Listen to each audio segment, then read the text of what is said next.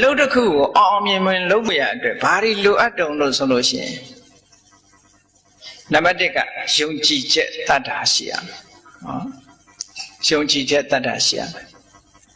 နံပါတ်2ကကြိုးစားမှုလောလဝိရိယရှိရမယ်ယုံကြည်ချက်မရှိဘူးဆိုတဲ့ပုဂ္ဂိုလ်ဟာမအောင်မြင်ဘူးကြိုးစားမှုမရှိတဲ့ပုဂ္ဂိုလ်ကလည်းမအောင်မြင်ဘူးနောက်ပြီးတော့တည်ငြိမ်မှုတမာတိဆိုတာလည်းရှိရမယ်လူဟာ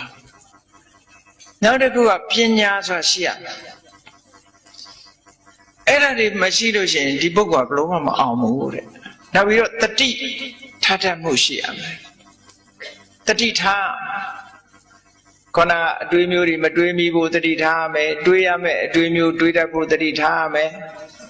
မပြောရမယ့်စကားမျိုးကိုတတိထားရမယ်ပြောရမယ့်စကားမျိုးကိုတတိထားပြောရမယ်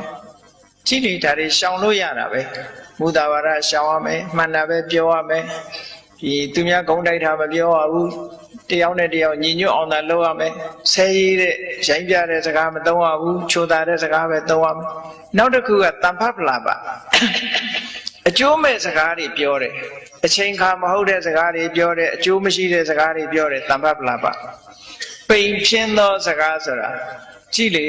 စဘာပင်များအထက်ထဲမှာအဆံမထည့်ဘူးဆိုလို့ရှိရင်ပိန်မနေဘူးလားပိန်နေပါအေးအဲ့ဒါလို့ဘာမှအနှစ်မရှိတဲ့စကားမျိုးတွေကိုအဲ့ဒါတမ္ဖပလာပလို့ခေါ်တယ်အဲ့ဒါမျိုးလည်းပဲရှောင်ရတယ်တဲ့ပြောပြီဆိုရင်အကျိုးရှိတာကိုပဲပြောမယ်ကောင်းတာကိုပြောမယ်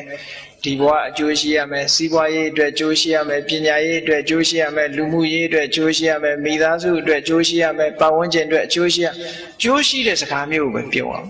ဒါဟုတ်ဆိုလို့လားအဲ့တော့အပြောနဲ့ပတ်သက်ပြီးတော့အခုလို့ဒီ၃မျိုးကိုရှောင်လိုက်ပြီဆိုလို့ရှိရင်ဒါတမ္မာဝါစာဖြစ်လာတမ္မာဝါစာဖြစ်လာလို့လူဖြစ်ကျိုးနတ်ပြီလို့ပြောနိုင်တဲ့တရားလူဖြစ်ရကျိုးနတ်တယ်